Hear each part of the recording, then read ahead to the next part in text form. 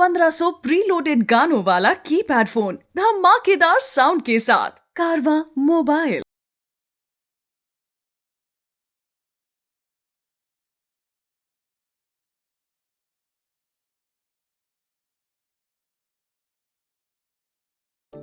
Hare Krishna Krishna Krishna Hare Hare, Hare Rama Ram Ram Hare Hare. Chapter 4, Transcendental Knowledge. This session is dedicated to His Divine Grace, A.C. Bhaktivedanta Swami Prabhupada, our spiritual master and the founder and acharya of the worldwide Hare Krishna movement. Shri Bhagavan Vacha Imam Vivasvate Yogam Proktavan Aham Avyayam Vivasvan Manave Praha Manur Ikshvakave Bravi. The Blessed Lord said, I instructed this imperishable science of yoga to the sun god Vivasvan, and Vivasvan instructed it to Manu, the father of mankind, and Manu in turn instructed it to Ikshvaku.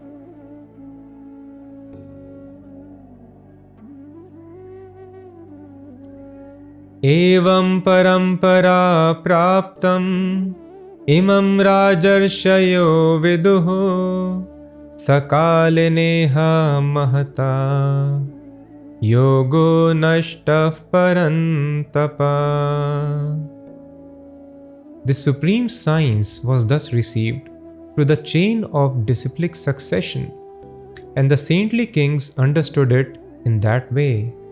But in course of time, the succession was broken, and therefore the science as it is appears to be lost. So the concept that we discussed in the first chapter in the beginning, it is again reiterated here. This was the shloka that we had discussed. Evam parampara praptam. Before we even begin to understand or hear any spiritual subject matter, it is very important to understand this principle. The medicine should be taken as per the instructions on the label. So here Bhagavad Gita is describing how this knowledge should be received. Krishna explains, it is not that Arjuna, for the first time I am giving you this knowledge. Imam Vivasvate Yogam, this knowledge of yoga, connection of individual soul to the Supreme Soul. This science of yoga I had spoken to Vivasvan, the sun god, controller, the predominating deity of sun planet. And Vivasvan spoke to Manu, his son. Manu spoke to his son Ikshvaku. In this way, in this succession, the knowledge came down. Evam parampara praptam. Many times people ask us, so can you please explain what is your interpretation of Bhagavad Gita? So we explain, no, we do not explain our interpretation. We explain the meaning as it is. People are very fond of interpreting the Vedas, and thus there is so much of chaos and confusion. People ask, just see this Bhagavad Gita, this has got one meaning, another Bhagavad Gita, another meaning. Everybody has given his or her own interpretation. E is equal to mc square, we have read in basic sciences. Now if somebody gives interpretation, E means elephant, M means monkey, C means cat, then what is the use? Then you have spoiled the formula, you will not be able to arrive to any proper understanding. You please ask from the person who has given the formula, or in his succession, his disciple. In this way we can understand perfect meaning. E is energy, M is mass, C is velocity of light. And then you get perfect knowledge. So actually, how somebody can interpret? You have to take it from the creator as it is, the real meaning. The moment you interpret it, that means it is your understanding. And what is the use of our understanding? 7 billion people can have 7 billion interpretations. So the correct meaning is understood from the creator, from the original speaker. The original speaker is Lord Krishna. as we read in previous chapter. Brahma Akshara Samudbhavam. The Vedas have got its origin in the Supreme Personality of Godhead. Brahma Akshara Samudbhavam. It is not created by any human being. So from the Creator or in Creator's disciplic succession chain of spiritual masters and disciples, this knowledge can be understood. So before we understand this subject matter from anybody, we should kindly ask, can you please explain what is your parampara, in which succession do you belong? Unfortunately, 99.9% of the versions of Bhagavad Gita that we have, they are all spoilt interpretations. Of course, we have many in the Sanskrit language, but that is not widely known now. There are Sanskrit commentaries, right explanations by Sridhar Swami, by Sri Chaitanya Mahaprabhu, Baldev Vidyabhushan, Jeev Goswami. But unfortunately, people are Sripad Ramanujacharya. And in all these different bona fide explanations, you will not find any contradiction. The moment there is contradiction, it means one of them is wrong. So thus we should be careful. Otherwise, we will be spending a lot of time. Instead of coming to right conclusion, we may end up having a wrong understanding of God. Sa evayam maya tedya yogav proktah puratanaha bhaktosi me sakha cheti rahasyam hyetaduttamam. That very ancient science of the relationship with the Supreme is today told by me to you, because you are my devotee as well as my friend. Therefore, you can understand the transcendental mystery of this science. So Krishna gives here the qualification of understanding Bhagavad Gita. Krishna is not telling a karmi can understand, or a jnani can understand, or Ashtang yogi can understand. Krishna is telling, Bhakto asi me sakha cheti. You are my bhakta, my devotee and my friend. So rahasyam, I am speaking to you this great secret, because only a devotee can understand. A lover of God who has got relationship can understand. If you want to know about a person, then we have to have relationship with that person. So thus, Bhagavad Gita is the science of God and the infinitesimal living entities who are part and parcels of God, their relationship. So a person he must have a relationship. Then one can understand this mystery. Otherwise, if there is no devotion, if there is no relationship, a person can become well versed in memorizing all the Vedas. He can argue philosophically, but he will not be able to get the mystery of the secret. Arjuna uvacha aparam bhavato janma param janma vivasvataha kathame tad vijaniyam tvam adau proktavaniti. Arjuna said, the sun god Vivasvan is senior by birth to you. How am I to understand that in the beginning you instructed this science to him? So this is very interesting question. Krishna explains, I spoke this to sun god. Now sun planet is very old. So how old would be the predominating deity, controller of sun? So Arjuna and Krishna were contemporaries. They were friends and also they were cousins. And Arjuna is telling how to understand that you spoke to sun god. It is just like if any person today tells, now I am speaking to you this knowledge which I spoke to Abraham Lincoln or which I spoke to Alexander. So one may ask, oh, Alexander came long ago. And how come you were living that time? Same question Arjuna is asking. That we are contemporaries, Krishna. Param Janma Vivasvataha. Vivasvan, the sun god, is very, very old. So how could you speak knowledge to him? Now Krishna gives, how is it possible that Krishna has spoken this knowledge to sun god? Shri Bhagavan Vacha Bahuni me vyatitani Janmani tava charjuna Tanyaham Veda Sarvani Natvam Vetha Parantapa. The blessed Lord said, many, many births both you and I have passed. I can remember all of them, but you cannot, O subduer of the enemy. This is the difference between Jiva, the infinitesimal spark, small living entity, all of us, and God. We keep on changing our bodies like dresses we have seen in the second chapter. But as soon as we change the body, we forget everything of the past life. As we enter into a dream body, we forget what is happening with this body, situation of this body. And when we come out of the dream, we forget what has happened to the dream. In the dream, if we wake up in the middle, sometimes we do remember. In a similar fashion, with the change of bodies, we keep on forgetting all our relationships. So every life is compared to a dream.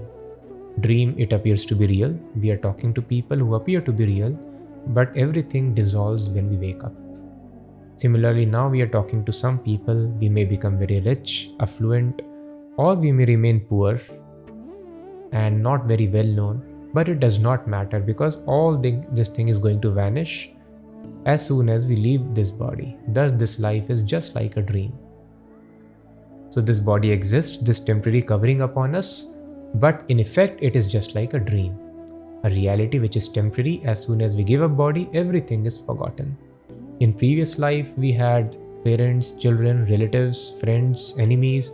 We have forgotten all of them. We were criticized, we were blasphemed, we have forgotten all of it. But Krishna does not forget because he does not change the body, as we have discussed. Dehi deha vibhedoyam neshware vidyate kvachit. There is no difference between the body and soul of Krishna. Krishna retains the same body, thus he does not forget. So it is not that Krishna was an ordinary human being, as some people tell, and he was praised so much that people started believing he is God. No, here he is explaining the position. He had perfect knowledge of spiritual life long ago, and he spoke that knowledge to Vivaswan, who is millions of years elder to Arjuna. So thus Krishna now begins to reveal his personality. Who is Krishna actually? He has given some hints in the previous chapters. Now again very clearly he'll explain. Don't think I am an ordinary personality who is of the same age as you and taken birth along with you.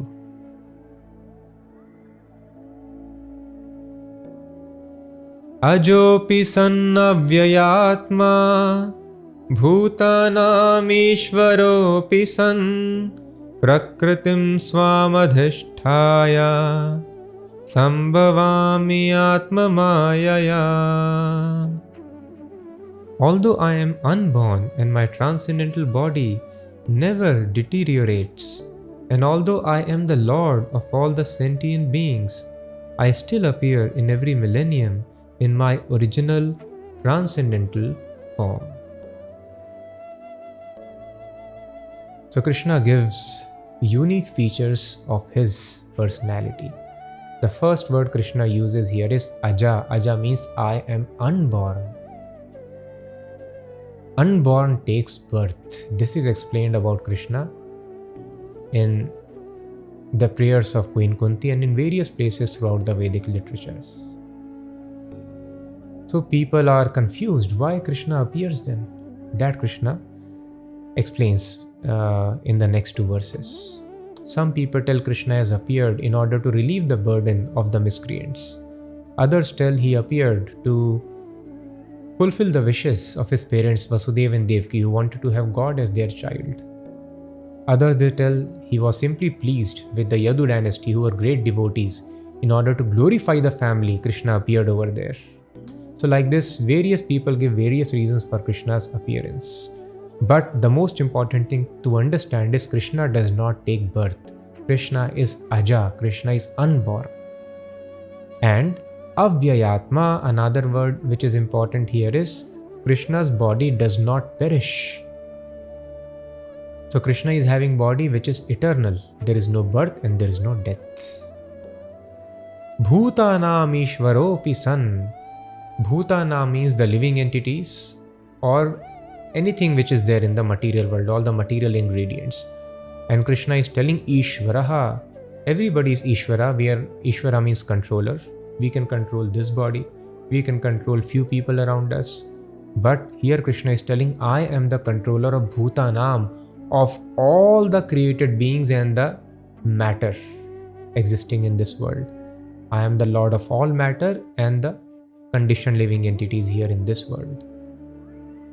Prakritim swam adhishthaya sambhavami atmamaya. Then how do we understand that Krishna took birth? We all know. He appeared in a prison house of Kansa and he appeared from the womb of Devaki.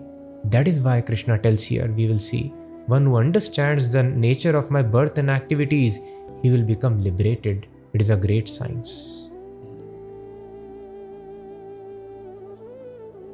We have studied the science of birth of common living entities like us.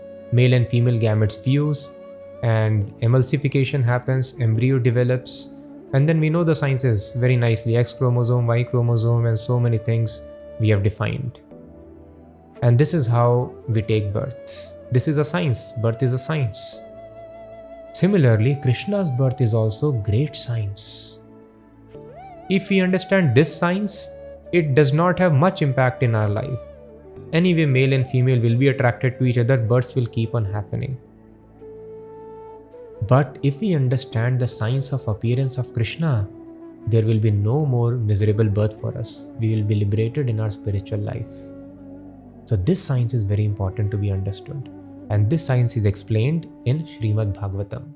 Once we finish Bhagavad Geeta, we should aspire to reach Shrimad Bhagavatam. Bhagavad Geeta is ABCD of spiritual life. And Bhagavatam is postgraduate study. So in Shrimad Bhagavatam it is mentioned how Krishna took birth. Krishna appeared in the heart of Vasudeva. From the heart of Vasudeva, Krishna got transferred to the heart of Devaki. From there, Krishna entered the womb of Devaki, and then he came out in his four-handed form, Narayan form, having conch shell, club, discs, all the ornaments, dress in his body, very nice helmet with grown-up hairs in complete beauty and opulence. Because Krishna wanted to show them that if he appeared in two-handed form, they would have thought, oh, another ordinary baby has appeared like sis have appeared before. No, Krishna told, I have come in this form because you prayed to me in this four-handed form. Thus see, I am God, I am having four hands, and just to satisfy your desires, I have appeared now. And then Devaki requests, you please come in two-handed form as an ordinary child.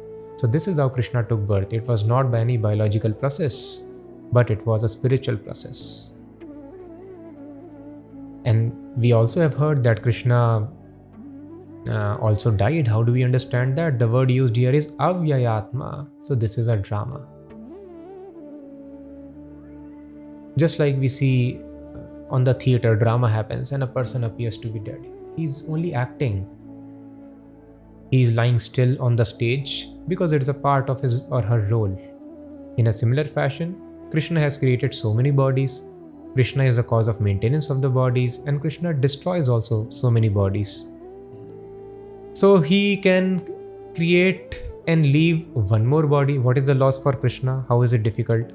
So Krishna leaves one body which appears like the form of Krishna in this world, and people think, oh, Krishna is dead. No, Krishna is not dead. He has left a form which appears exactly like his spiritual form to befool us. So Krishna is very, very kind. As we will see, Krishna tells, Ye yathamam prapadyante. As people surrender unto me, as they approach me, so do I reciprocate.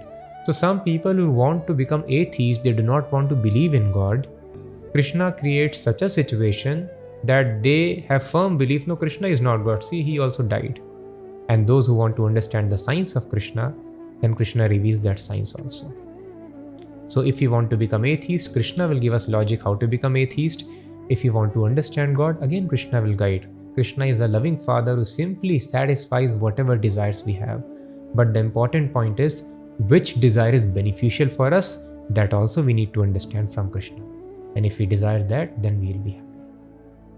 So Krishna is Ajaha, Krishna is Avyayatma, Krishna is eternal. Just like ordinary yogis also, sometimes they can just become visible, and they become invisible. So when an ordinary yogi can do that, why Krishna, a Yogeshwara, cannot do that? So Krishna does not take birth, Krishna appears. Thus we call appearance day of Krishna or disappearance day. We don't call birth and death. Now second line is also very important, where Krishna mentions Prakritim Swam Adhishtaya. So there are two segments in the existence, Purusha and Prakriti. Purusha means the enjoyer, Prakriti means the enjoyed. Purusha means the energetic and Prakriti means the energy. Energy is controlled by the enjoyer for his pleasure. So Krishna has got, broadly speaking, two categories of energies, Prakriti. Antarang Prakriti, internal potency, and external potency. So here Krishna is telling Prakritim Swam Adhishtaya. Although this material world is separated energy of Krishna, and Krishna does not directly see the events here. He has appointed various demigods, and the topmost controlling deity is Durga of this material world, where the living entities who want to compete with God, who want to enjoy independent of God, they are given residence here. But other living entities who simply want to serve God in loving relationship, for them there is another existence that is called Sanatan Dham or Vaikuntha Dham, the kingdom of God. And there Krishna maintains them in their own internal potency. How do we understand internal and external? Just like cow's blood is there, that is internal energy of cow, and same blood is transformed into milk and the milk comes out of cow. So that milk is also energy of cow, but it is separated now. In a similar fashion, everything is energy of Krishna. And when certain portion of energy is separated from Krishna, where Krishna is not visible, for the living entities who want to enjoy independently, that is called external potency of Krishna. So all of us have taken these forms which are created by external potency, Durga. But Krishna is explaining, although I appear in this world, my appearance is not like ordinary living entities. I do not take any form created by external potency, but I exhibit myself in my internal potency, my personal energy. That is called Prakritim Swam. Atma Mayaya. Maya again means energy. Atma Maya means my internal energy. I appear by my internal energy. We appear in this world, we are also spirit souls, but we appear by external energy. This form is made of external energy. And if this form we leave, then we become invisible as spirit souls. Again, we take another form. But when Krishna comes here, Krishna's form is not made up of matter. Krishna's form is made up of spirit. There is no difference between Krishna and Krishna's form. It is complete spirit. That is what Krishna explains here. Because I do not take any material bodies, there is no question of birth and death for me. My form is completely made up of spirit.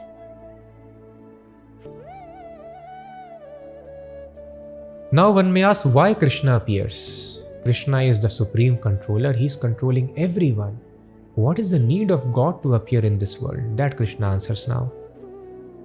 Yada yada hi dharmasya glanir bhavati bharata abhyutthanam dharmasya tadatmanam srajamyaham. Whenever and wherever there is a decline in religious practice, O descendant of Bharat, and a predominant rise of irreligion, at that time I descend myself. Paritranaya sadhunam vinashaya cha dushkritam dharma sansthapanarthaya sambhavami yuge yuge. In order to deliver the pious and to annihilate the miscreants, as well as to re-establish the principles of religion, I advent myself millennium after millennium. So Krishna is explaining the reason for his appearance. Krishna explains, Dharma sansthapanarthaya sambhavami yuge yuge. Yada yada hi dharmasya glanir bhavati bharata. Whenever there is decline in the religious practice in the dharma, I advent myself to re-establish the principles of Dharma. So people want to understand everything from Bhagavad Geeta. They want to understand how to increase productivity. They want to understand management skills. Some people understand chemistry and whatnot from Bhagavad Gita. But they don't want to understand from Bhagavad Gita the reason why Krishna spoke this Gita. And Krishna spoke this Gita to explain to us Dharma.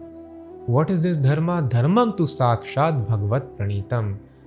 The scientific codes given to us so that we can come back, revive our spiritual position, we can come back to spiritual status. That is called Dharma. Now we are hallucinating that I am the body, and then we are getting carried away by the desires of the body which are not my desires. If I don't fulfill, I am frustrated. If I fulfill, still there is frustration because I am different from the body. There is no satisfaction. So unless person realizes I am not the body, person will keep on laughing, crying, aspiring in this hallucination. So to give this most important knowledge, as a person in dream is convinced he is the body of dream, similarly we are convinced that we are the body, but Krishna explains you are not the body. Why you are taking birth and dying? Understand this and follow this dharma in your life. So whenever there is decline in such religious practice, Krishna comes here. And unfortunately, many people in our country, they take advantage of the simplicity of the people and the piety of the people. People here, they have natural tendency of hearing about God, believing in God. So every other person has started claiming, I am also incarnation, I am that God, I am Krishna, I have come again. As they say, India is a factory of producing gods. In factory, they produce in bulk. So what is produced in bulk in India? So we may be lagging behind in electronics and other gadgets, but we don't lag behind in most important produce, and that is God. We produce God only indirectly. So this is a great cheating. Every other person is claiming I am God. So we have to understand the scriptures, unfortunately, because there is no knowledge of the scriptures. So people believe also. So in order to understand who is God, we should go to the scriptures. Scriptures define who is God, when God is going to appear. Lord has got a scheduled time to appear. He does not appear. He can appear just like that, but he still follows the Vedic injunctions. He is free to come, but still he has a fixed time to come. And when Krishna would appear, that is already described. Krishna appears in the Dwapar Yuga of 27th Mahayuga of the 7th Manu. There are 14 Manus in one Kalpa, one day of Brahma. In this way, very precise date is given. At this time, Krishna is going to appear. Similarly, Lord Buddha is another incarnation. And if you read Shrimad Bhagavatam, which was written 5000 years ago, Shrimad Bhagavatam is predicting Buddha Nam Nanjana Suto Ki Kateshu Bhavishyati. A person by the Buddha will appear in this Gaya province. Anjana Sutta, his mother's name will be Anjana. And like this very beautiful description is there. Muhyanti Surat Dvisham. He will bewilder the atheistic people from the path of Vedas, because people were killing animals viciously. And they were quoting Vedic authority in Vedas. That is, so Vedas don't recommend to kill animals, but people misunderstood it. So that is why the only solution was to make them atheist disbeliever of Vedas, so that they can stop this animal killing. Thus Krishna had to come. First he comes to establish the Vedas, and then he comes to again remove Vedic authority. So all these are various wonderful activities of Krishna. And then there is prediction of Chaitanya Mahaprabhu. Paurnamasyam Fagunasya Faguni Rakshayogataha. Exact date is also mentioned. On this day of the month, in this season, Lord Chaitanya will appear. Mayapure Navadvipe Swarnadi Tiram Asthaya. He will appear in a place which is Mayapur Navadvip and on the bank of the river Ganges. Shachi Garbhe Purandarat. His mother's name will be Shachi.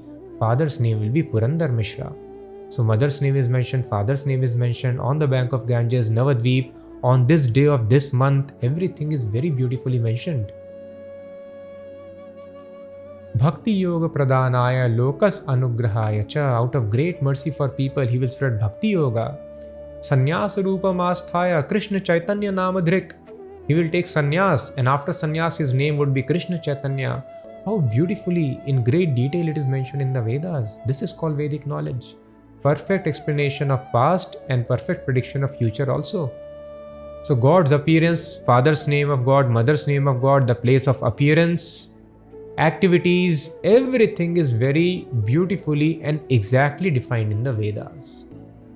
So if anybody tells I am God, we should ask Vedic reference, otherwise we cannot believe on anybody. And apart from this, they have some special symbols on the soles of their feet.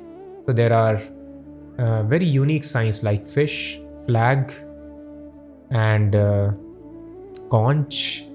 Like this, so many symbols are there on the feet of Krishna or the incarnations. So if anybody claims I am incarnation, you please check his soles. Are there some special signs? All these nice Vedic descriptions are there. And then they should perform some extraordinary activity. Krishna lifted mountain Govardhan. Krishna danced on the hood of very huge snake which was having many hoods. So can you dance on the hood of a simple python? No. And you are claiming that you are God? Can you lift even a small stone of 50 kgs?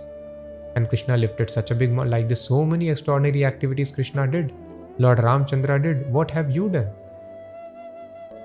So we should not get carried away by such claim of incarnations. We should understand from the Vedas what are the incarnations, what is their father's name, mother's name. Then there will be no confusion and no cheating. And unfortunately, these so-called incarnations, they give the teachings which are contradictory to the instructions in Bhagavad Geeta. They take advantage because nobody reads Gita now, let me speak anything. So Krishna does not tell I spoke some knowledge to Vivaswan, now it is revised, edited and enlarged edition I am speaking to you. No. Knowledge is always perfect. Same knowledge Krishna tells, Sa evayam mayate adhya. Now I am going to speak to you. Because the original knowledge got lost. So interpretations came up even during Arjuna's time. Bhagavad Gita was present, but wrong interpretations came up. So Krishna wanted to re-establish. So that is why Krishna is telling today, original meaning I am going to establish again by speaking it to you. So we should not get cheated. We should read the Vedas, Bhagavad Gita. Then we will understand who is God, who is incarnation.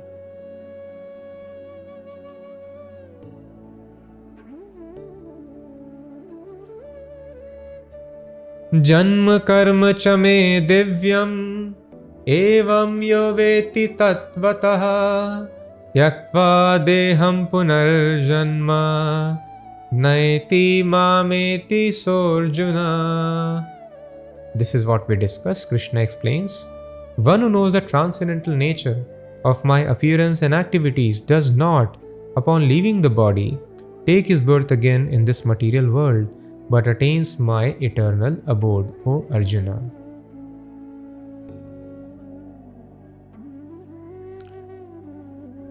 So Divya means transcendental. As we discussed, Krishna does not come by material, biological process, but he appears by transcendental mechanism, which means Divya. Janma karma chame divyam. Our activities are strictly controlled by Rajoguna, Satvaguna, Tamoguna. There are three energies which control everything, whatever is happening in this material world. But Krishna is not controlled by the three energies. Krishna is Divya, means beyond the three energies, completely spiritual. So Krishna's activities are not controlled by nature. Krishna's activities are completely conducted in his own energy, spiritual energy. Janma and karma both. Evam yoveti tatvata. If a person scientifically, tatvata, in truth, is able to understand, then tyaktva deham, after leaving this body, punarjanma nayeti. There is no more repeated birth. Oh, so does it mean it is suicidal to understand the science of Krishna's birth and activities? I will not exist, enjoy anymore. No, Krishna is telling, tyaktva deham punarjanma nayeti. He does not take any more birth, but Mameti, he comes to me, comes to live with me. So the spirit soul, as long as it is present in this body, it develops a material form upon itself. Just like when we go to some other planet which is not favorable for our life, sustenance, then we take up a space suit. In a similar fashion, the living entity, which is completely spiritual, if it is not in the spiritual atmosphere, Vaikuntha, Sanatan Dham, if it is there in the material world, it takes up this external dress. But when it is established in the spiritual place where Krishna lives, then it manifests into a spiritual form without any external dress. So Krishna tells Mam Eti, no, don't think you will die. All your senses will be there. You can see, you can talk, you can walk, you can laugh. But all these activities will be conducted in your spiritual body, which you develop when Mam Eti, when you come to me. So next question can be how we can understand. Oh, let me understand then. I have studied so much of science. Let me understand the Divya science, transcendental science also, so that I can stop this repeated birth and death, enjoy my permanent life with Krishna. So how we can do that? Krishna explains. Gives a hint. Vitaraga bhaya krodha manmaya mamupashritaha bahavo jnana tapasa uta madbhava magataha. Bhavam means nature. Swabhav means one's own nature. Madbhavam means Krishna's nature. So one attains Krishna's nature. Krishna's body is Satchidananda, full of all knowledge, full of eternity, there is no death, and full of bliss. We also attain a body which is eternal, having complete knowledge and bliss. And Madbhava means Krishna's spiritual abode, which is of the same nature as that of Krishna, which is eternal, which is not destroyed, full of knowledge and bliss. So Madbhava Magata means we attain the spiritual nature. We attain body of Krishna's nature. And Madbhavam also means, Bhava means emotional love. That is a perfection of spiritual life. So how one can attain Krishna's abode or love for Krishna? It is one and the same thing. Only those people who develop this very strong love for Krishna, they transfer themselves to the abode of Krishna. So how this platform is attained? Krishna's planet or love for Krishna? Vitaraga bhaya krodha. One has to become free from rag, bhaya and krodha. Rag means attachment. So we are very much attached to this material world. And in this attachment, as a child, if he is very much attached to play sports or games, he will not be interested in studies. If he is very much interested in virtual reality, he might take less interest in reality. In a similar fashion, if we are very much attached to this material world, it is not possible for us to take interest in spiritual life. So one has to become free from the material attachment, rag. So some people are there who are disgusted with material life. After so many attempts to enjoy, they understand there is only frustration in the end what we get. There is no satisfaction. Even though I am a perfectly successful person, as per the definition of this world, but that success does not satisfy me. Then they become fearful of this material existence. And then they don't want to continue. They want moksha. Moksha means they want to merge into the spiritual energy of Krishna. So one has to become free from this fear also if a person has to go to Krishna. So if you want to merge into the energy of Krishna or Krishna's body, Krishna can accept that. And okay, you come and merge as a small spark in the spiritual energy. But that position will not satisfy us because we are part and parcel of Krishna, children of Krishna. We have the same nature as that of Krishna. Krishna has given us senses because we have tendency of enjoying our senses.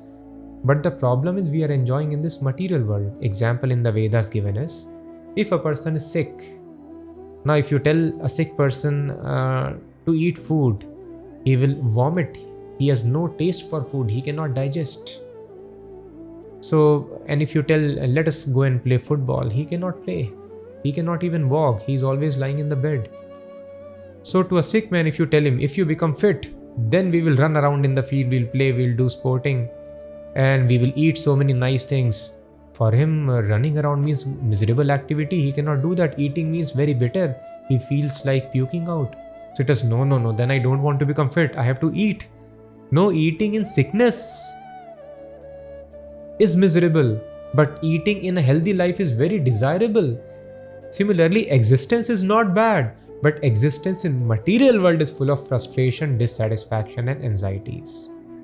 But some people who are not having knowledge of spiritual abode, kingdom of God, they think this material world is all in all. Everywhere there is birth and death. Just like if a person is born in Hiroshima, Nagasaki, where there is so much of nuclear radiation, every person would be born crippled.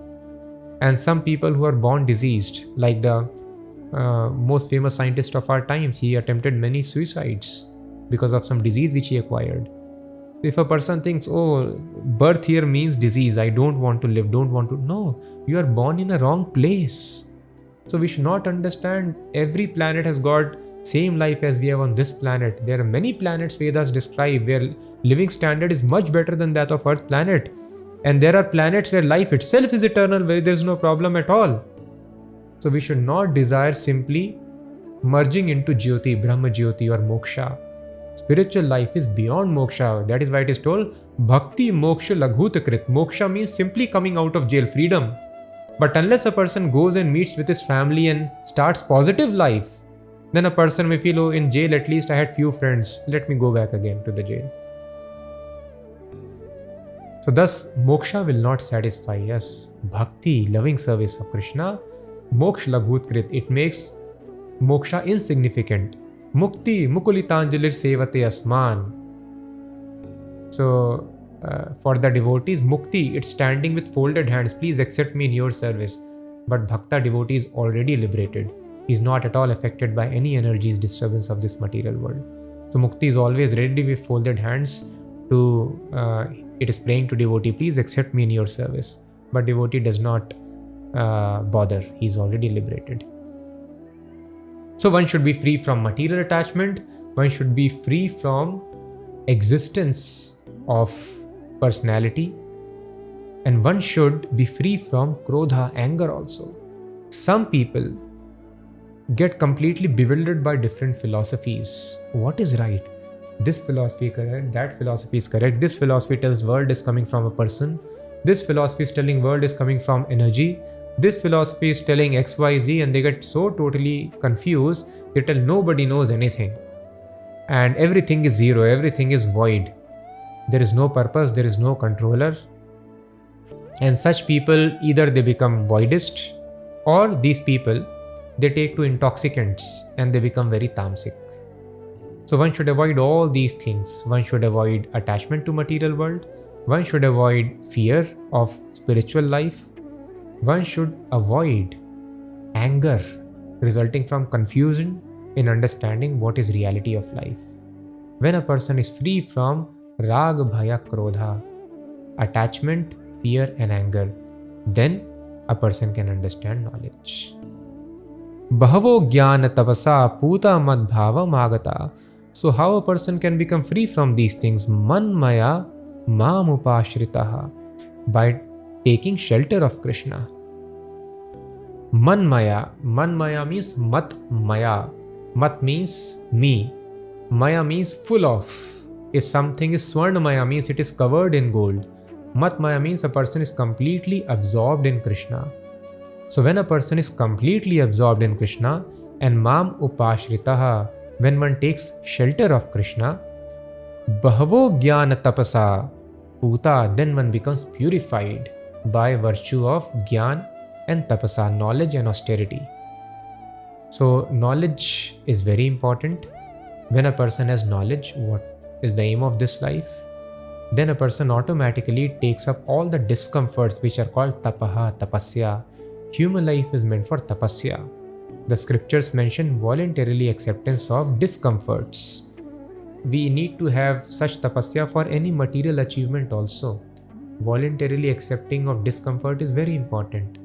So scientific discomforts have to be taken for advancement in the knowledge of spiritual life. So when people have spiritual knowledge and they do tapasya, when they are completely absorbed in Krishna and they take shelter of Krishna, then they become free from rag, bhaya and krodha. And then they are able to understand the science of birth and activities of Krishna, and they are able to go to Krishna.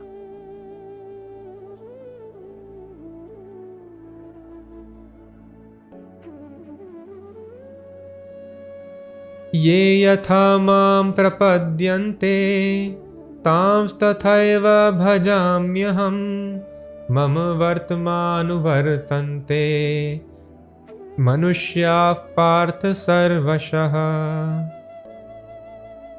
All of them, as they surrender unto me, I reward accordingly. Everyone follows my path in all respects, O son of Pritha. Everybody has to do prapadyante, surrender to Krishna. But in which way a person is surrendering, that defines the reciprocation of Krishna and the result that the living entity is going to attain. There are some people who directly surrender to Krishna, they are called spiritualists, and some people indirectly surrender to Krishna, they are called materialists. What is the meaning of this direct and indirect surrender? Just like most of us, we are law-abiding citizens. We directly follow the instructions, rules and regulations of government. Those people who disobey, they are put into jail. In jail also, they have to surrender to government only. But such surrender is not very pleasant and it restricts their enjoyment and freedom. So everyone has to surrender to God. If we don't follow the laws of Lord very nicely, then we are given birth in this material world. And then birth, death, old age, disease, hard work, anxiety, lamentation, all these things follow us and our life becomes very, very miserable. So in jail also there are some pleasures. In jail also people play some sports. They play cricket, they play badminton, they get sometimes some newspapers. Sometimes there is feast also in jail. And if a person thinks, oh, this life is very nice, then he's foolish. He does not know what does he deserve. In a similar fashion, if somebody is satisfied with whatever little happiness he gets in this world full of miseries, that is not intelligence. But still, ye yathamam prapadyante. As a person, if a person wants to remain in material world, I guide him. Okay, you remain in material world. And if a person wants to advance in spiritual life, then again I guide. But everyone, mam vartamanu vartante, everyone follows my path. Everyone follows the dictates of Krishna and everybody is approaching Krishna only. Materialist does not know that I want Krishna. And the spiritualists know what I want is actually Krishna in my life. Now among the spiritualists also, there are three categories. There are Jnanis, Yogis and Bhaktas. So they are attracted to different aspects of the absolute truth. Vadanti tat tattvavidas tattvam yaj jnanam advayam. They are all called tattvavida, the knowers of absolute truth. They are not attracted by the false presentation of material world. They are attracted towards truth. But the truth is understood in three phases. Which are these three phases? They are called Brahma, Paramatma and Bhagwan. There is no difference at all. It is Advaya Gyan. It is one and the same thing, Brahma, Paramatma and Bhagwan. But it depends upon the perspective, the outlook of the transcendentalist. The example given in the Shastras is that of mountain.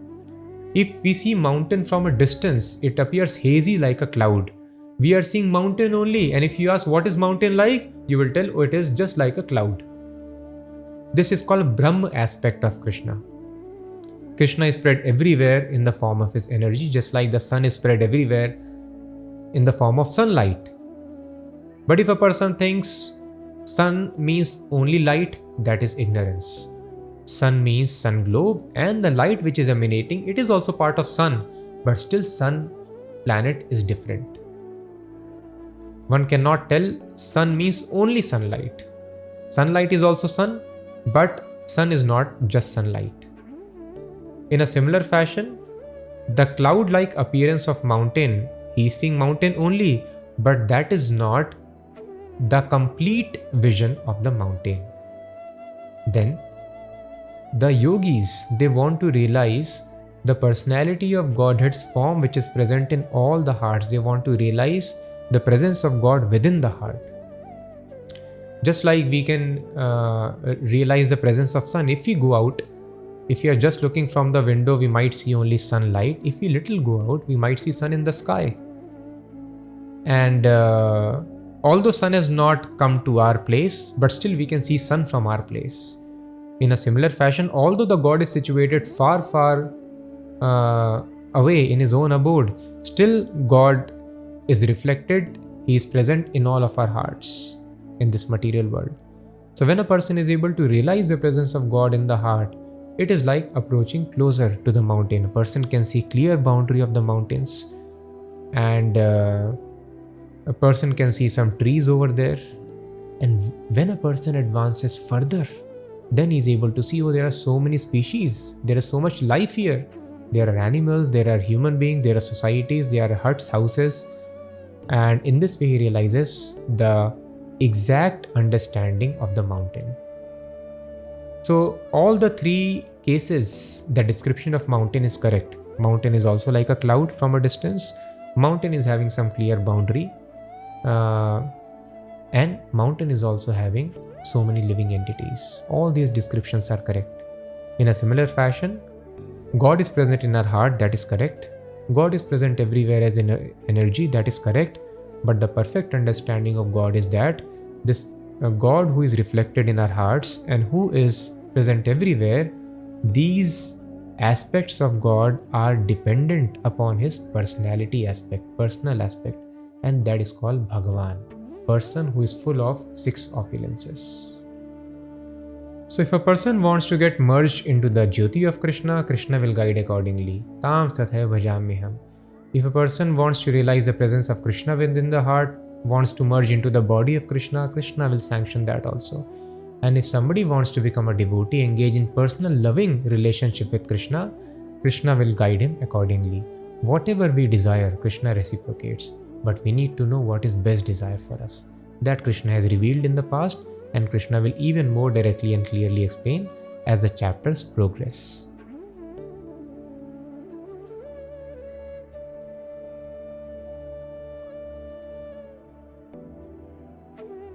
Kangshata karmanam siddhim yajanta iha devataha Kshipram hi manushe loke siddhir bhavati karmaja. Men in this world desire success in fruitive activities, and therefore they worship the demigods. Quickly, of course, men get results from the fruitive work in this world. So people want immediate solution. I am sick, please put a wet towel on my head. You may get immediate relief. And if you take medicine, take the pain of approaching a doctor, then you will get permanent relief. But people don't want to follow the permanent solution. So thus they approach devatas. And Krishna is telling here, Kshipram hi manushe loke siddhir. They get immediate result. If you worship any Devi Devata here, demigods, goddesses, you get quick results. So thus people desist following Krishna consciousness because the results, permanent results, may take more time and they want immediate results. Thus Krishna is telling mainly people, they approach demigods here for quick fulfillment of their desires. Chaturvarnyam maya srishtam Gunakarma vibhagashaha Tasya kartaram api mam Vidhi akartaram avyayam. According to the 3 modes of material nature and the work ascribed to them, the 4 divisions of human society were created by me. And although I am the creator of the system, you should know that I am yet the non-doer, being unchangeable. Democracy was conceived by somebody, communism was conceived by somebody, capitalism was conceived by somebody. Who has conceived this Varnashrama? Chaturvarnyam. Who has conceived Brahmana, Kshatriya, Vaishya, Shudra? Why these divisions are there in the society? One may ask. And various ideologies, various yoga systems, they have their origins in some sages or the incarnations of Lord. Lord Kapila explained the system of Sankhya Yoga. Later, another impostor Kapila propounded similar philosophy. Then Yoga Sutras are given by Patanjali. There is Karma Mimamsa by Jaimini. There is Vedanta philosophy by Vedvyas. There are various Nyaya, logic teachers also. And they are led by Kanad and Gautam. But who has created this philosophy, this way of living of Varnashrama system, which is practiced by so many people, and the remnants of that, perverted form of that in the form of caste system is still prevalent today? Who has created this system? Why nobody is claiming that I have created? Why in history we don't find anything? Yes, we will not find because it is coming from God, from the beginning of creation. Chatur Varnyam Maya Srishtam. So what is the basis? The basis, the aim is understanding the purpose of this existence. The purpose is Asatoma Satgamaya, Tamsoma Jyotirgamaya. Sattvagun, Rajogun and Tamogun. These three energies, as we discussed, control all of us. Those living entities who are predominantly in Tamoguna, mode of ignorance, are called Shudras. Those who are having mix of Rajoguna and Tamoguna, they are called Vaishya or productive class. Shudra means working class. Then those who are having predominantly mode of passion, Rajoguna, they are called Kshatriyas, the warrior or administrative class. And those who are in Sattvaguna, they are called Brahmanas, the priestly class or the educators. So everybody is encouraged to become Brahmana. Because Brahma Janati iti Brahmana, spiritual realization is the aim of life, and unless a person becomes Brahmana, he becomes very sattvic, there is no question of coming to spiritual platform. And there is no question of understanding God. But it takes a long time usually. So over many lifetimes, when a person follows the rules and regulations nicely, gradually from Shudra they can eventually get the body of a Brahmana. If somebody is serious, they can execute in the same life also, and they are encouraged to do so, but may not be easy. So this caste system, what we see today, this is not the Varnashrama system. As we have discussed before also, Krishna has mentioned clearly, Guna Karma Vibhagashaha, as per the qualities and as per actions. If anybody, now also we see in society, divisions are there, divisions are required. Somebody is engineer, doctor, somebody is a defense personnel, basis their qualification and their actions. Similarly, if a person is having qualifications of mind control, sense control, always trustful, always clean, very forgiving, having great knowledge of the Vedas, such a person is called Brahmana. If a person is having great chivalrous skills, administrative skills, then such a person is called a Kshatriya. Some people who have got the tendency to produce food grains and do business, productive class, make money, they are called Vaishyas. Some people who are simply satisfied doing the job, they are called Shudras. So divisions are basis, qualities and actions. So it is unfortunate, perverted system what we see today. It was never basis hereditary caste. It was basis guna and karma, qualities and actions.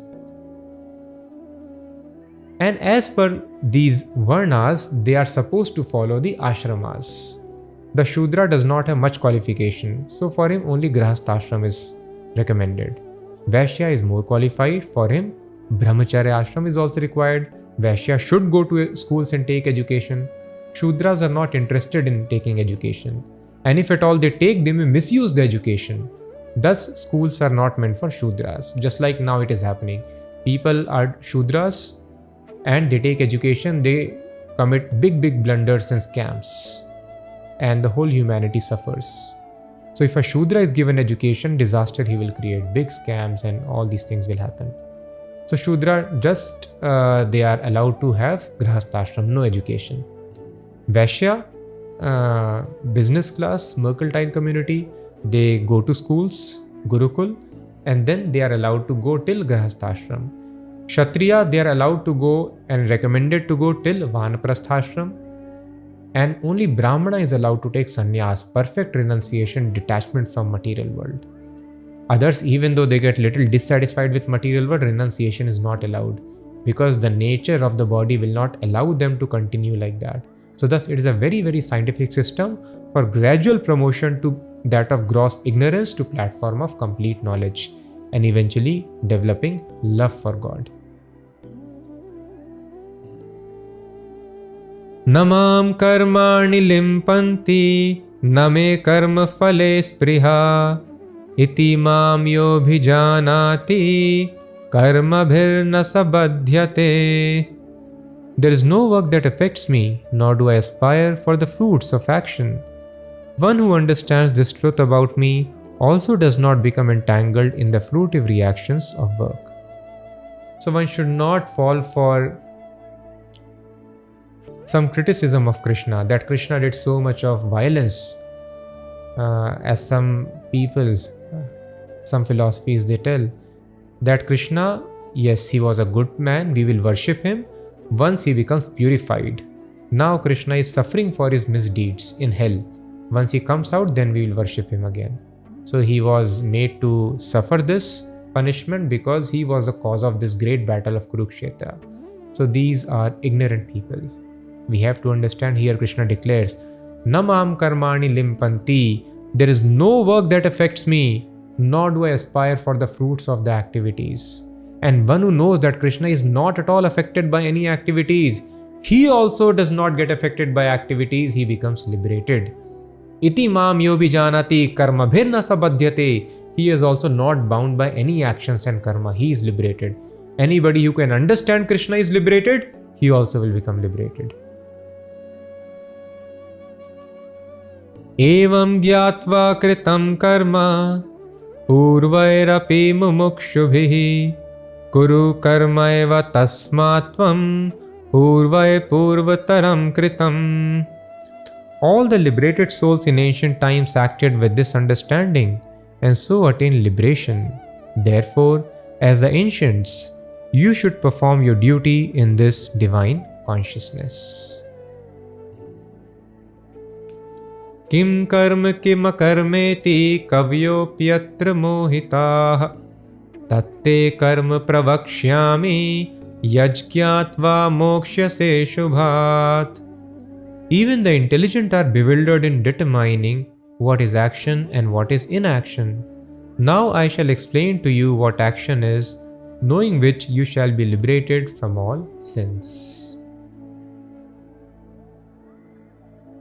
Karmano hi api bodhavyam cha vikarmanaha akarmanascha bodhavyam gahana karmano gatihi. The intricacies of action are very hard to understand. Therefore, one should know properly what action is, what forbidden action is, and what inaction is. So this is very important. Krishna is explaining, Karmano hi api bodhavyam cha vikarmana. There are three kinds of actions. Karma means acting according to the scriptural injunctions.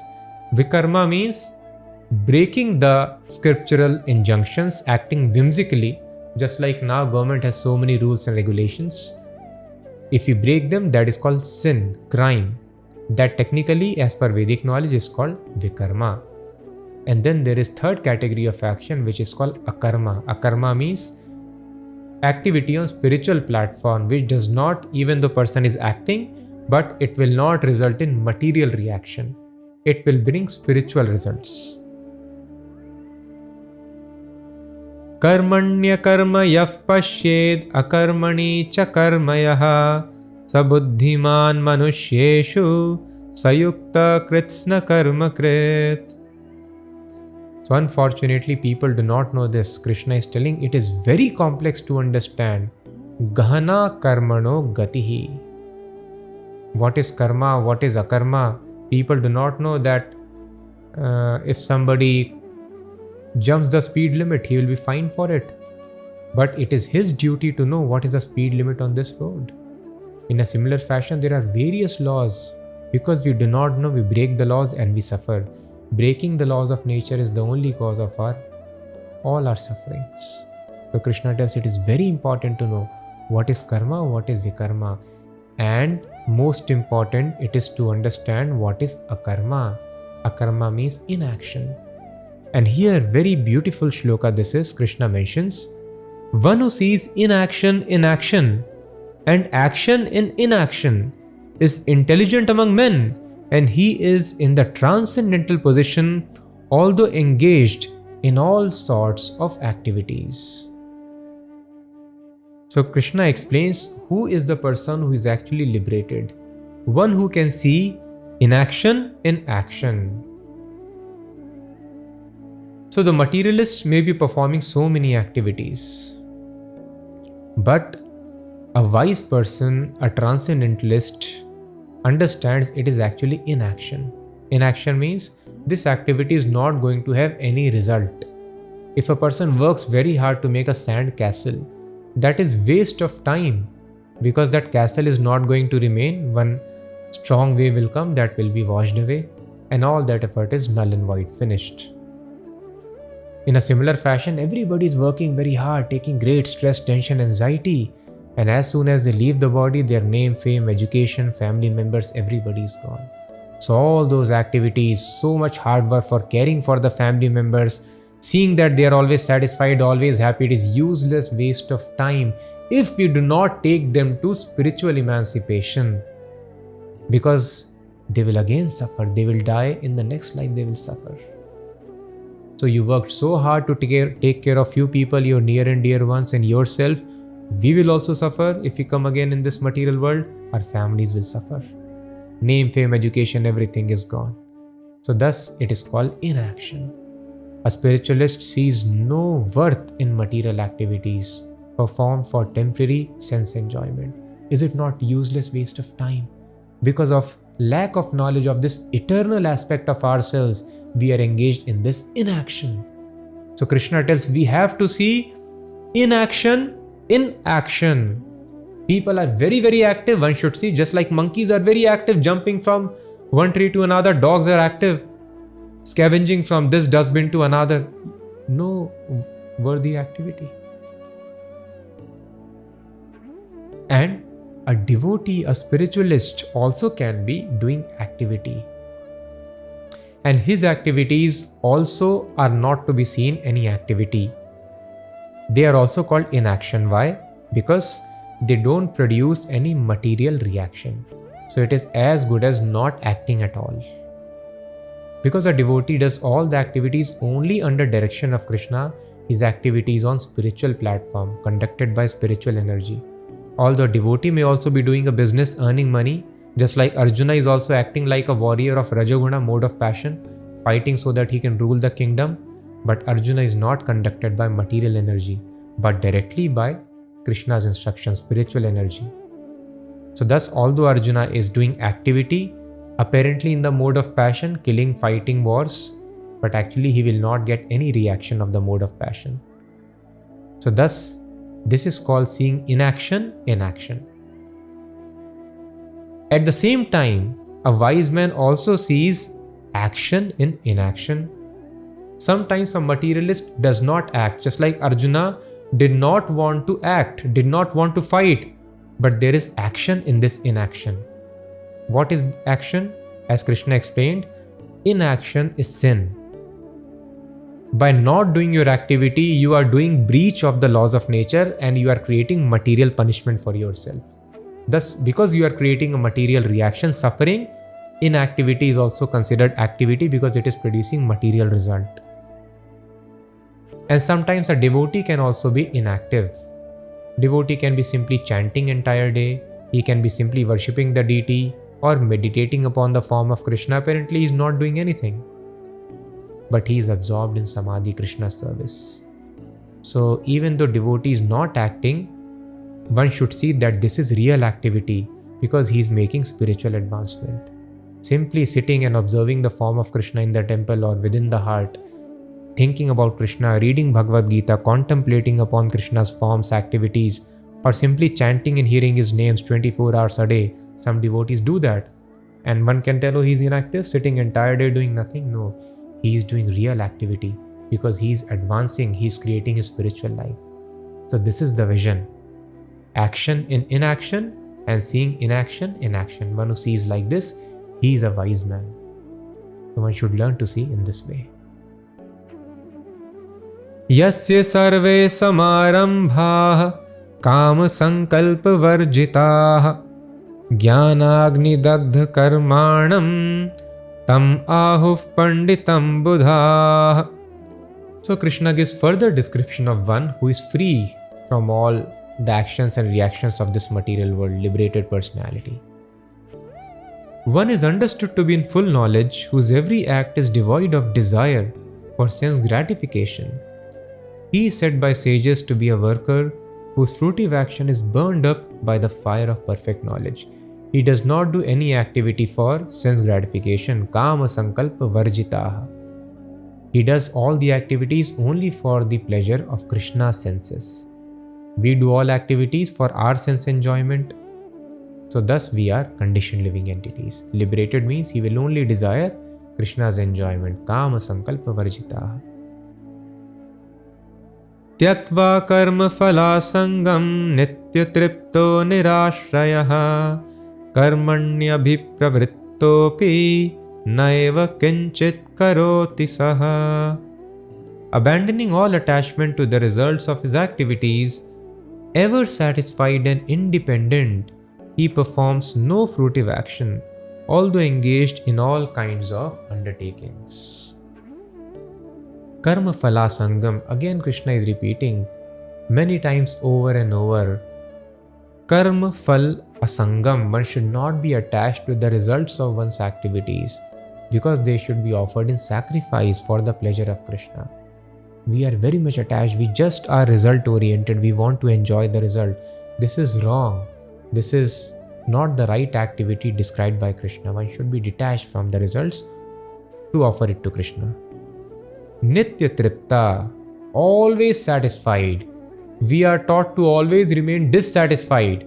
We think when we are dissatisfied, then we will make material advancement and that is something very good. That is inaction Krishna described in previous verse. So one should be nitya tripta, one should always be satisfied in all circumstances. This is the art that we have to learn. And nirashrayaha, one should be completely independent. So in Vedic culture, anybody who takes education, they were nirashrayaha. They were not taking shelter of anybody else for maintenance. Only those people who were not going to schools, they would undertake jobs. So that is why it is told today's education system, it is following the footsteps of dogs. A dog, if it is not having a master, its life is very miserable. People throw stones, anybody just chases it for no reason, and he does not get food, although all the species get food. Dog's destiny is so that unless he gets a master, it is very difficult. It will always cry, that is why they howl in the night, because they are very hungry. Anytime you give food to the street dog, they are always eager to take it. So unless they have master, dog's life is very miserable. Similarly, today's education system makes us like dogs, unfortunately. That is what the Vedas are telling. So after clearing all the big examinations, if a person does not get job, then their life is useless, all education is useless. But Vedic education means anybody who has passed out from Vedic school, they will never take up jobs. The first class pass outs are Brahmanas. Brahmana means Patan, Patan, Yajan, Yajan. He is so much Nitya Tripta, so much satisfied, so much dependent on God, so much senses are controlled that he does not want to take any money even for tomorrow. He just needs that day's maintenance. And then Kshatriyas, they are also not taking up any jobs. Brahmana will simply educate free of cost, and whatever alms the students will bring, he will be satisfied with that. And if there is excess, he will give charity. He does not take any money for education. So he is not doing any job. Kshatriya also does not do any job. They give protection, administration, and they collect taxes. Vaishyas do not do any jobs. They will cultivate their own field. Whatever they require, they will produce in the field. They are also independent. Only Shudras, they do jobs. They are dependent on other living entities. So education means Ya Vidya Sa Vimuktaye, that which liberates you, that is education. What is this education? That you are very eager to take up jobs. Human life is meant for liberation, always remaining satisfied, becoming independent. These are the features of transcendentalists. Nirashiryat chittatma tyakta sarva parigraha shariram kevalam karma kurvannapnoti kilbisham. Such a man of understanding acts with mind and intelligence perfectly controlled, gives up all sense of proprietorship over his possessions, and acts only for the bare necessities of life. Thus working, he is not affected by sinful reactions. So a very important word used here is Shariram Kevalam Karma. Nirashir. He does not want to enjoy the results of activities, and he is having perfect control of Chittatma, mind and senses. And Shariram Kevalam Karma.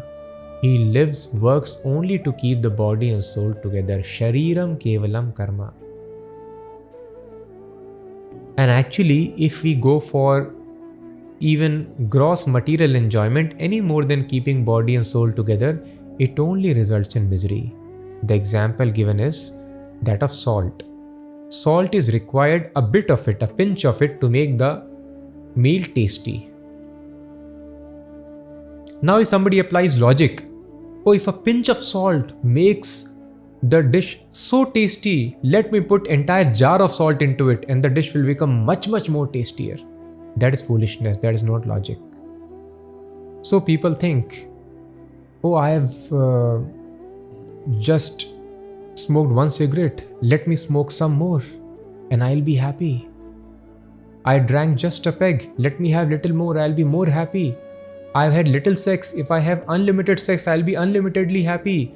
This is as foolish as thinking, if a pinch of salt makes food so tasty, let me put entire jar of salt. So sense gratification any more than a pinch of it, which is required for keeping body and soul together, it brings only misery in one's life. It brings addiction to our life. The thirst for sense enjoyment always keeps on increasing, as we have discussed, and the person becomes frustrated. So this is very important, please understand. Thus a wise person lives only for keeping body and soul together. And do you find people in today's civilization who work just for keeping body and soul together? Entire civilization is lusty and greedy. Where is the question of satisfaction when the heart is full of lust and greed? These are the real problems of life. All the other problems are the expansions of lust and greed, the result of lusty and greedy activity. So there is no question of less food. There is no question of overpopulation. These are foolishness of ignorant souls.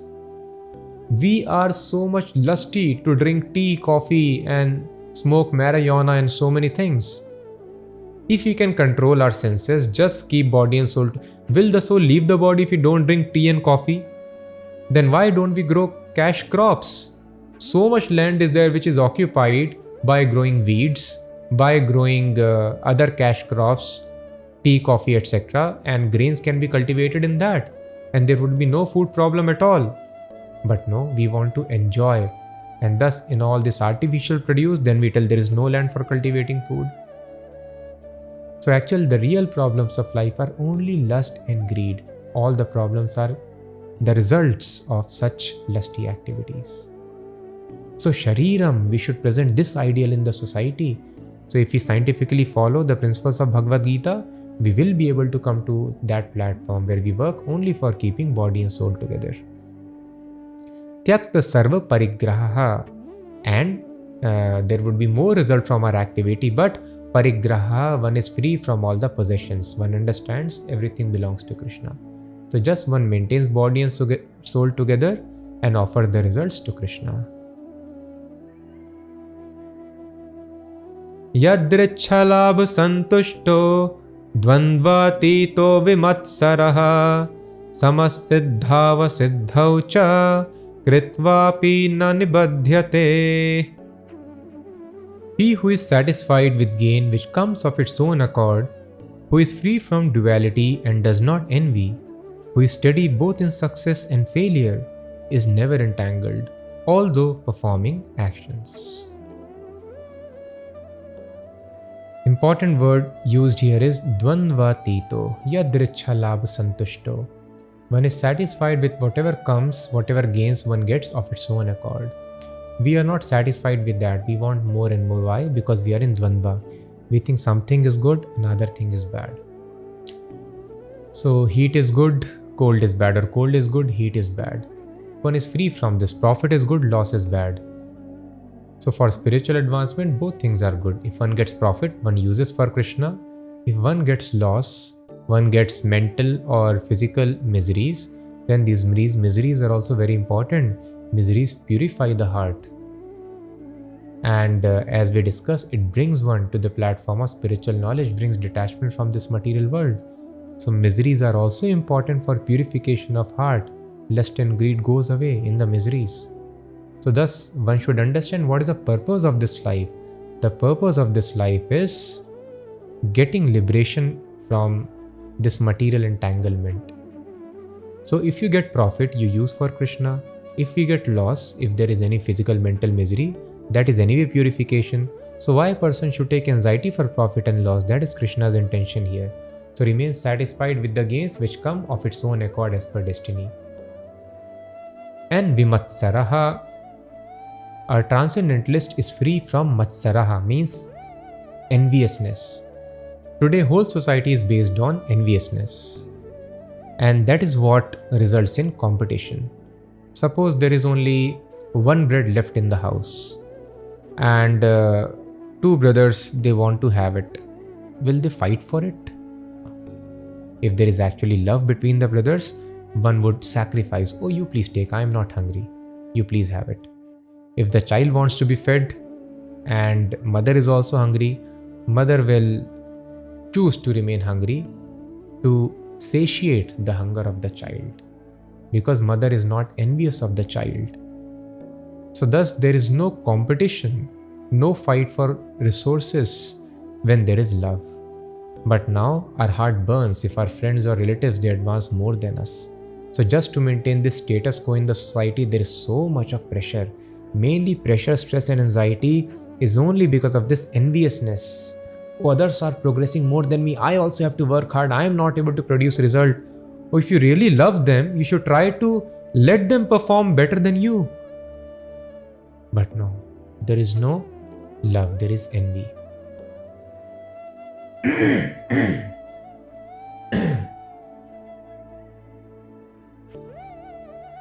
So a pure devotee, a transcendentalist, he is free from envy. Sama siddha va siddhaucha. Thus he is equipoised in success and failure. So he does not get disturbed. Others have gone more than me, I have failed. No. They are all part and parcels of Krishna. If they are happy, I am satisfied. Gata sangasya muktasya jnanavasthita chetasaha yajñayacharatah karma samagram praviliyate. The work of a man who is unattached to the modes of material nature and who is fully situated in transcendental knowledge merges entirely into transcendence. Brahmarpanam brahmahavir brahmagnau brahmanahutam brahmaeva tena gantavyam brahma karma samadhina. A person who is fully absorbed in Krishna consciousness is sure to attain the spiritual kingdom because of his full contribution to spiritual activities, in which the consummation is absolute and that which is offered is of the same spiritual nature. Here Krishna is giving the sum and substance of Krishna consciousness. Brahmarpanam brahmahavir brahmagnau brahmanahutam. So Krishna has explained work should be done only for sacrifice. When you sacrifice, there is ahuti, there is offering, there is havihi, there is butter to be offered, there is agni, fire in which the offering has to be made. So when a person is always absorbed in Krishna, Brahma karma samadhina. Samadhi means when the consciousness is completely fixed. When a person is completely Krishna conscious, then all his activities, his object of offering, and the result of that yajna, everything is completely spiritual. This kind of yajna is expected of Arjuna. Manmaya mam upashrita. When a person has taken shelter of Krishna, is absorbed in thoughts of Krishna, then any action that he does and the result of that activity, the performer of that activity everything is Brahm, everything is completely spiritual. But if a person is not completely absorbed in Krishna, then even though he may do yajna, his result may not be spiritual. And what is that? Krishna explains. Daivam eva pare yajnam yoginah paryupasate brahmagnava pare yajnam yajnena evopajuhvati. Some yogis perfectly worship the demigods by offering different sacrifices to them, and some of them offer sacrifices in the fire of the Supreme Brahma.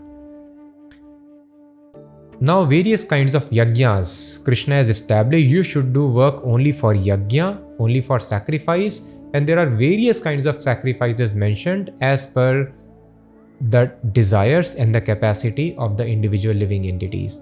Some of them, some yogis, they offer the yajna to the devatas, demigods. Others offer yajna in the Supreme Brahma. So here the worshipper of demigods and the impersonalists are explained. Offering yourself in the fire of Supreme Brahma means a person loses his identity. That is the aim of the impersonalist. He does not want to exist anymore. He just wants to merge into the total existence, Brahma Jyoti.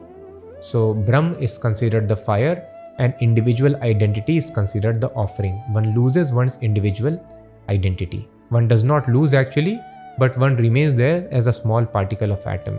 But the sensual activities are stopped, so in that sense it is losing one's identity.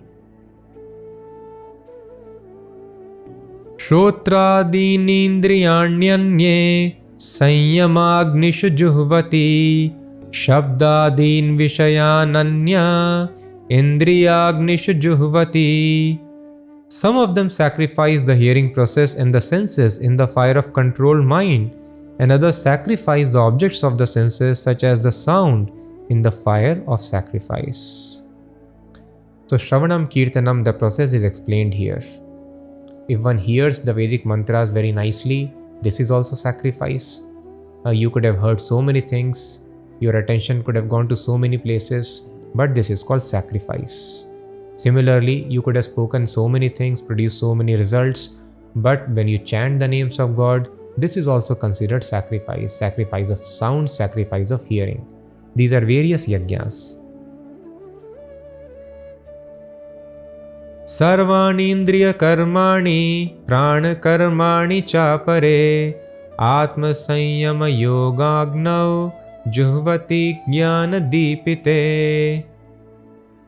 Those who are interested in self-realization in terms of mind and sense control offer the functions of all the senses as well as the vital force, breath, as oblations into the fire of the controlled mind.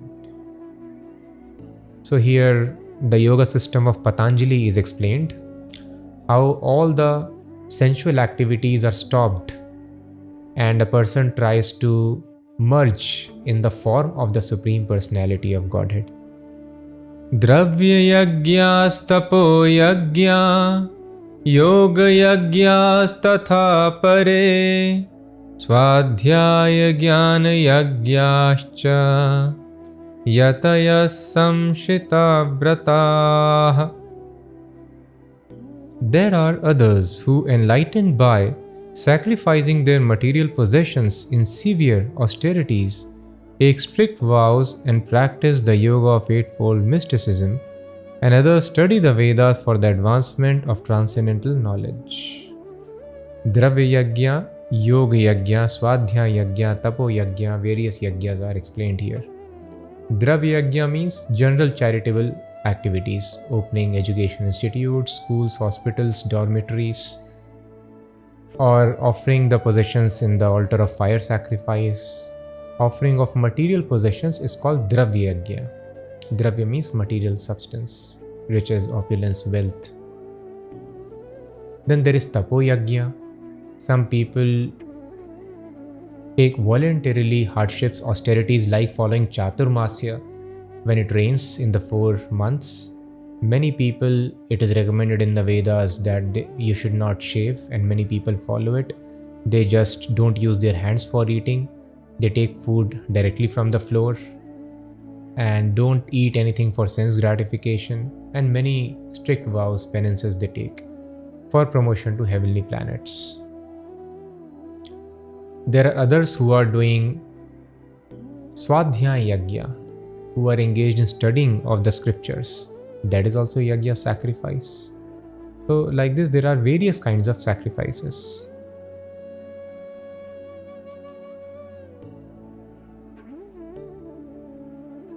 Apane juhvati pranam prane panam tatha pare pranapana gati rudva pranayam parayana apare niyatahara pranan praneshu juhvati. And there are even others who are inclined to the process of breath restraint to remain in trance, and they practice stopping the movement of the outgoing breath into the incoming, and incoming breath into the outgoing, and thus at last remain in trance, stopping all breathing.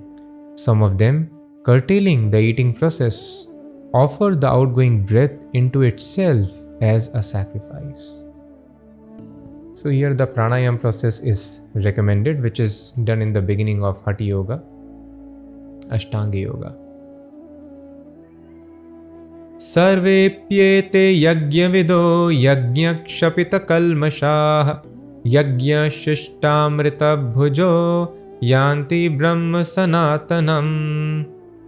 All these performers who know the meaning of sacrifice become cleansed of sinful reaction, and having tasted the nectar of the remnants of such sacrifice, they go to the supreme eternal atmosphere. The very important word used here is Yagyavido. One who knows the meaning of the sacrifice, then they go to eternal atmosphere. So if one is doing any kind of activity without knowing the meaning behind it, it will not fetch the desired result. So thus the knowledge is very, very important. Even a person who is doing Ashtanga Yoga, although it is not recommended for Kali Yoga, but Lord Kapil explains Swadhyay is very important element. One must have knowledge. In knowledge, when a person does Yagya, one who knows the meaning behind all these sacrifices, he will go to eternal atmosphere. Others, they have to wait unless they come to platform of knowledge. Nayam lokosti ayagyasya kutonya kuru sattama. O best of the Kuru dynasty, without sacrifice one can never live happily on this planet or in this life. What then of the next? So when we become perplexed why we are not happy, for health we are looking back to the Vedas. Now we should look back to the Vedas for the reason of happiness also. We are opening centers of excellence in top institutes of our country for happiness. Happiness is a subject being introduced in schools. People want to figure out how to become happy. Krishna is explained here, very simple. One who does not do sacrifice, he cannot be happy in this life or next. Sacrifice is must for happiness. Evam bahuvidha yajna vitata brahmano mukhe karmajan vidhitan sarvan evam gyatva vimokshase. All these different types of sacrifices are approved by the Vedas, and all of them are born of different types of work. Knowing them as such, you will become liberated.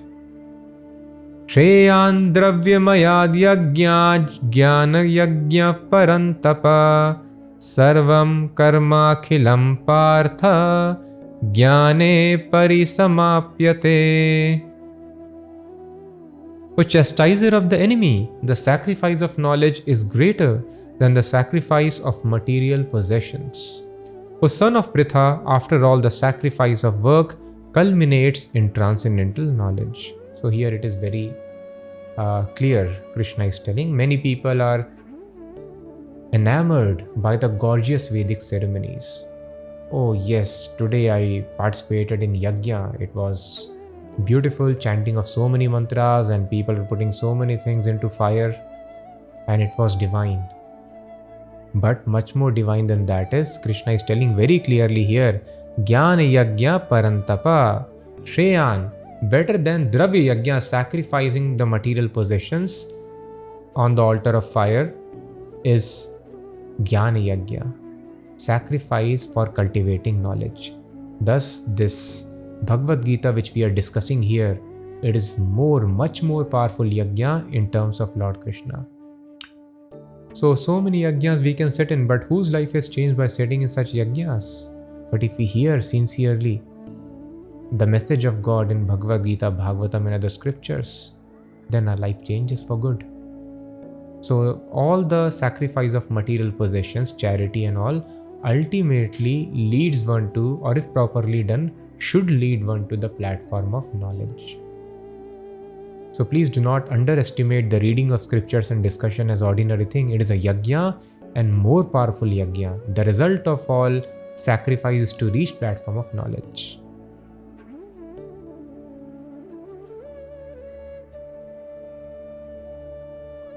Tadvidhi pranipatena pariprashnena sevaya upadekshyanti te jnanam Jnaninas tattvadarshinaha. Just try to learn the truth by approaching a spiritual master, inquire from him submissively and render service unto him. The self-realized soul can impart knowledge unto you because he has seen the truth. This is very, very important verse. Krishna has told sacrifice of knowledge is better than that of material possessions. Now, sacrifice of knowledge, please don't get confused. I have to sacrifice, give up my knowledge. No. Sacrifice of knowledge means sacrifice done to get knowledge. So, sacrifice done to get knowledge. One can get knowledge either by hearing or by reading or by discussing. All these are sacrifices of knowledge. It is greater than sacrifice of giving up your wealth. And how does a person get this knowledge? I will get this knowledge simply by reading, or any formal procedure has to be followed. So here 3-step formula is given. So please do not think simply by reading one will understand this. For this one needs to approach Tattvadarshi. And how one has to approach Tattvadarshi? Tadvidhi, to know the science of absolute truth. One has to first of all be very, very humble. Pranipatena, prakashta rupena nipat. That means when a person falls like rod before spiritual master, this is the symbolic representation of being humble. That I am completely surrendered. Whatever you tell, I will follow. So this humility is required. Some people, they challenge the spiritual master. That is not the way here. So humility, Lord Jesus also told, kingdom of God is meant for meek and humble. So one has to be very, very humble. And sevaya, one has to render service. If we approach a saintly person, first inquiry should not be directly any spiritual question. First inquiry ideally should be, how can I render service to you, sevaya? This was the etiquette. Whenever even a king would come to meet the sages, first he will ask for any person, can you please tell me how can I serve you? Please engage me in your service and do seva. And by doing seva, we become qualified to receive and assimilate that knowledge. Otherwise, even if the transcendental knowledge is spoken without seva, we will not be able to digest or realize, understand that. So seva is very, very important. It is told, Ata Shri Krishna Naam Adi Na Bhaved Grahayam Indriyaye. Shri Krishna Naam Adi, the name, form, qualities of Lord Krishna are divyam, transcendental. Na Grahayam Indriyaye, by our senses, by our mind, we can neither see, hear, nor can understand about Krishna. Sevan Mukhehi Jivvadav, but if a person engages in service of Krishna, which begins with tongue, chanting his names, speaking his signs, then Swayam Ev Sfuratyadaha, Lord himself becomes so pleased that he manifests his knowledge, his form, and a person is able to see, hear, and understand Krishna. So seva is very important. So every word has to be noted very, very carefully, scrutinizingly. Pranipaten pariprashnen sevaya. Chapter 4, verse number 34. Please mark it very carefully. In this way, we will be able to understand Bhagavad Gita. So we should approach a guru, a person who knows this knowledge, and be very, very humble.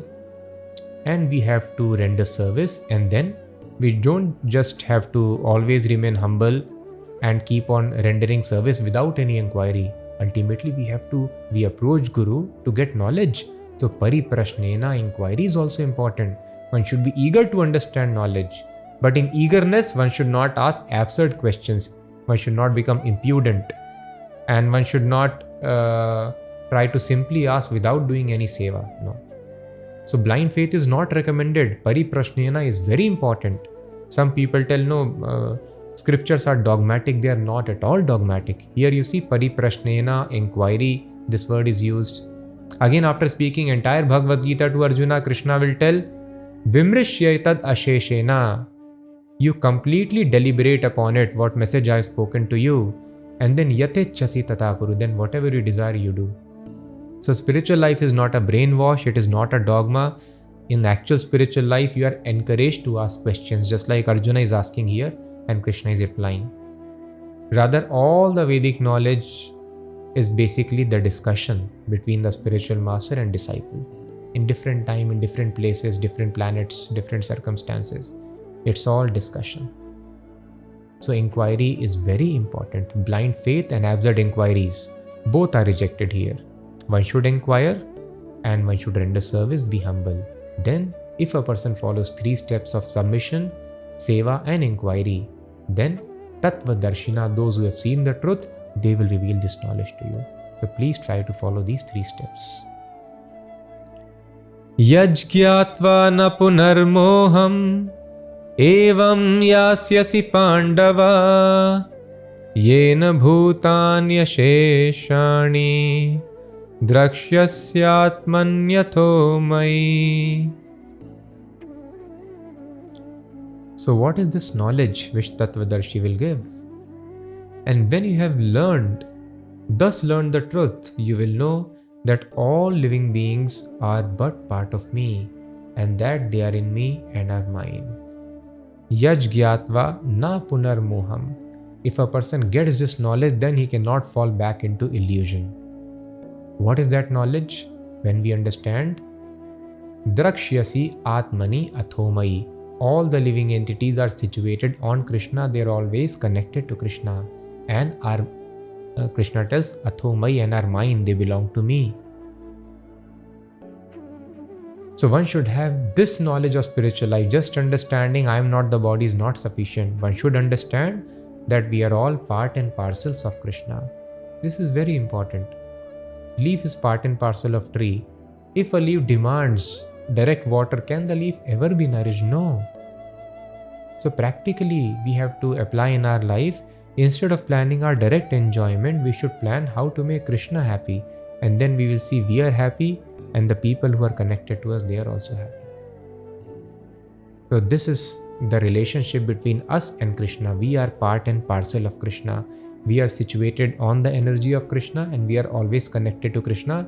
In illusion, I am thinking God does not exist or God is separate, I am separate. Just like a leaf is always connected to the tree, leaf is part and parcel of tree. In a similar fashion, we are part and parcel of Krishna. One has to come to this knowledge. Api chedasi papebhya sarvebhya papakrittamaha Sarvam jnana plavenaiva vrajinam santarishyasi. Even if you are considered to be the most sinful of all sinners, when you are situated in the boat of transcendental knowledge, you will be able to cross over the ocean of miseries. So when a person has knowledge, then he can solve miseries of life. If we do not have knowledge, we can understand. If we do not know science, dog does not study science. His ancestors were suffering from the same problem from which he is suffering today. He cannot make a house dwelling for himself. He cannot make a kitchen for cooking for himself, but we can do because we know the sciences. But unless we understand science of God, there won't be perfect solution of problems of life. We'll be shifting problem or creating more problems. So knowledge is important. When we have transcendental knowledge, this knowledge that all the living entities are parts and parcels of God, when we realize, all miseries are solved. Yathaidansi samsiddhognir bhasmasat kurute Arjuna Jnanagni sarva karmani bhasmasat kurute tatha. As the blazing fire turns firewood to ashes, O Arjuna, so does the fire of knowledge burn to ashes all reactions to material activities. Nahi jnanena sadrisham pavitram iha vidyate tatsvayam yoga samsiddha kalenatmani vindati. In this world there is nothing so sublime and pure as transcendental knowledge. Such knowledge is the mature fruit of all mysticism, and one who has achieved this enjoys the self within himself in due course of time. As you wake up from a dream, all the problems of dream are immediately resolved. Thus, by this transcendental knowledge which is revealed by spiritual master from within the heart, then immediately we understand I am not the body. Then no problems of body affect me. And if I am able to revive my relationship with Krishna, as one thinks of one's beloved, heart is full of happiness. When the relationship with Krishna, its memory is revived, one is always rejoicing, love of God within himself. This situation is explained in this verse. Shraddhavan labhate jnanam tatparas sanyatendriyaha jnanam labdhva param shantim achirenadhigacchati. A faithful man who is absorbed in transcendental knowledge and who subdues his senses quickly attains the supreme spiritual peace. So here the word used here, very important, the first word is Shraddhavan. A person who is faithful, he only gets knowledge. How? By controlling the senses.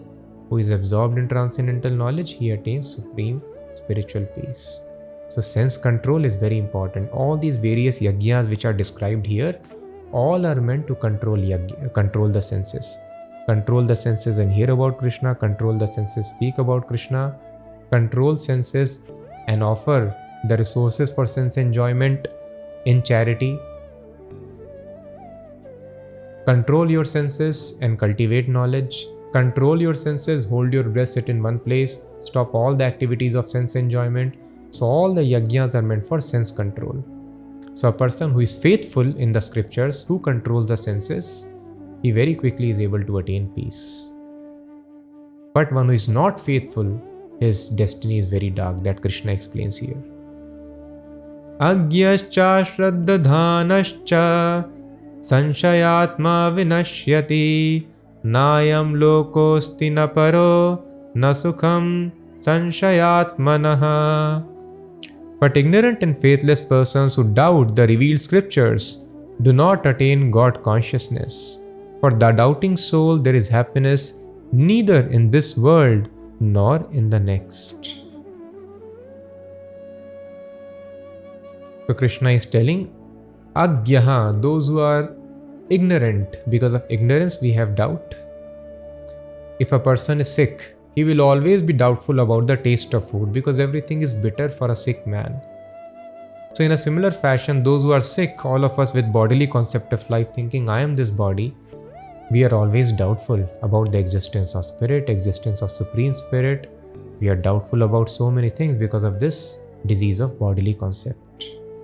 So those who always remain doubtful, Krishna is telling, Nayam loko nasti paro na sukham.